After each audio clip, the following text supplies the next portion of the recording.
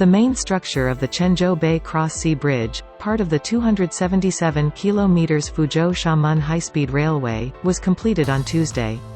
The bridge is 20.29 km long in total, with its sea bridge measuring 8.96 km in length. The bridge is resistant to 8-magnitude earthquakes.